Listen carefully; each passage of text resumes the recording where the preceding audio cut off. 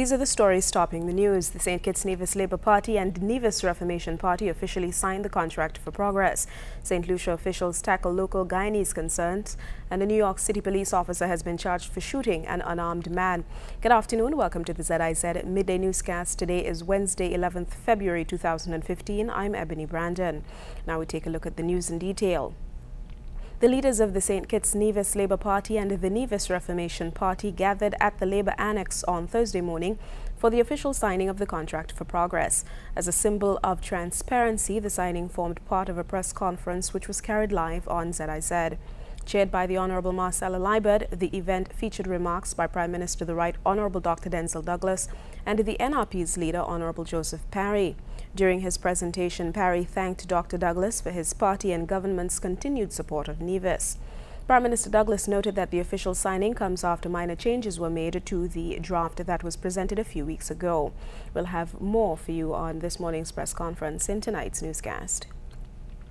The junior minister in the Ministry of Social Development on Nevis, Honourable Hazel Brandy Williams, recently launched the department's website, www.dysnevis.org. Brandy Williams described the launch of the website as an extension to the Department of Youth and Sport on Nevis. During the ceremony at the Emergency Operations Centre at Long Point earlier this week, she stated that the Ministry of Social Development is aware of the impact of technology on young people. She said in order to reach the youth, their interest must be captured, resulting in the department's use of technology in realizing this goal. Brandy Williams commended the Department of Youth and Sport under the supervision of Coordinator of Youth Development, Zanila Claxton, and Acting Director of Sport, Jameer Claxton, for their vision and for realizing the need for the service and addressing it.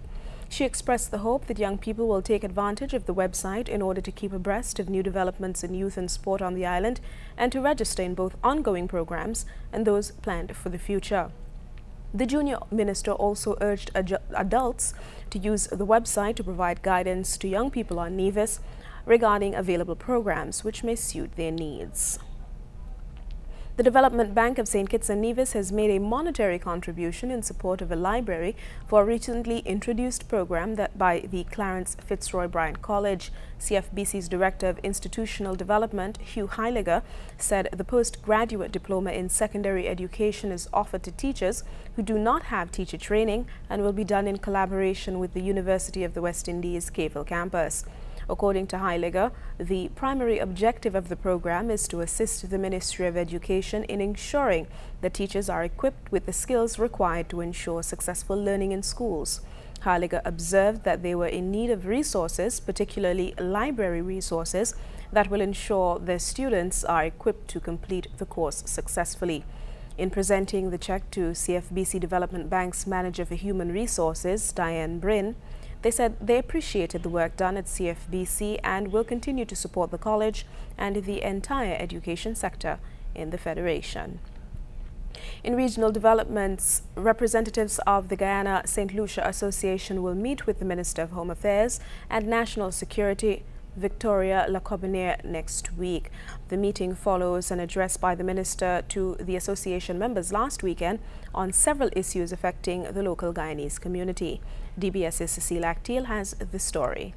The Guyana Honorary Council says that the meeting last Saturday was well attended and discussions were in depth. The Guyanese nationals living in St. Lucia were called on to ensure that they get copies of the new machine-readable passports which are already in existence.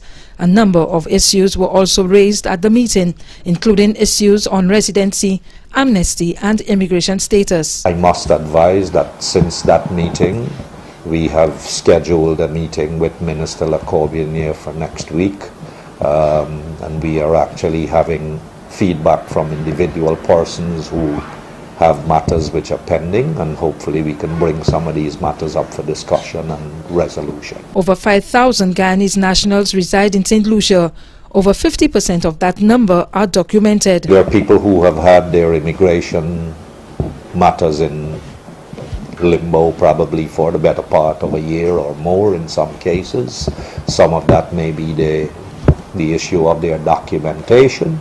Some of that may be the process internally as it relates to the volume of applications and how the ministry is handling the flow of the progress of processing those applications. The meeting with the Minister of National Security is scheduled for next week, Tuesday. For the DBS News World, I am Cecil Actil. Barbados' Ministry of Education has ordered striking teachers of 2 secondary schools back to work with immediate effect.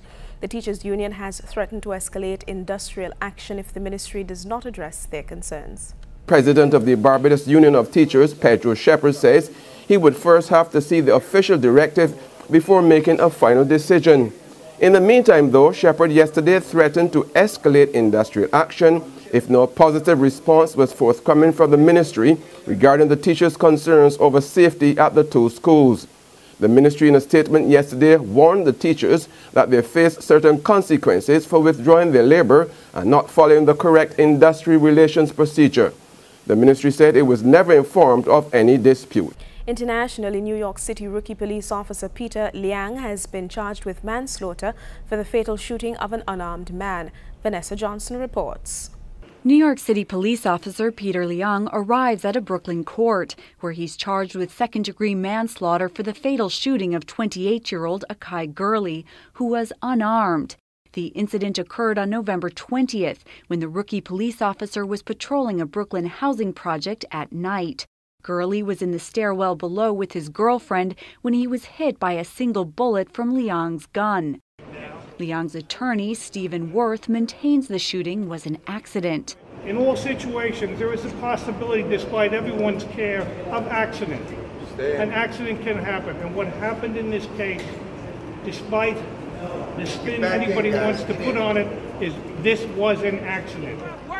But protesters outside the courthouse aren't buying Liang's story. And this is somebody who had his gun out, drawn in the staircase, who shot a man, and while he stumbled from the 7th to the 5th floor, he called his union rep. And they trained him on what to say and how to say it and what to do. And that's somebody that deserves to have the highest charge of homicide. The fatal shooting of Akai Gurley was among a string of incidents that fueled protests over what critics say is a pattern of lethal police misconduct toward minority groups. What started as an argument over peanuts ended in a legal battle and a 1-year sentence for the daughter of the chairman of Korean Air. Julie Nochi reports. The daughter of the Korean Airlines chairman is sentenced to 1 year in prison for violating an aviation law in a case that's become known as nut rage.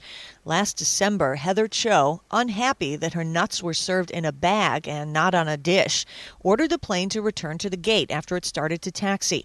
She also demanded the head of in-flight service be removed. During testimony last month, the crew chief testified that Cho behaved like a beast and treated the crew like slaves. Prosecutors had sought a 3-year prison term.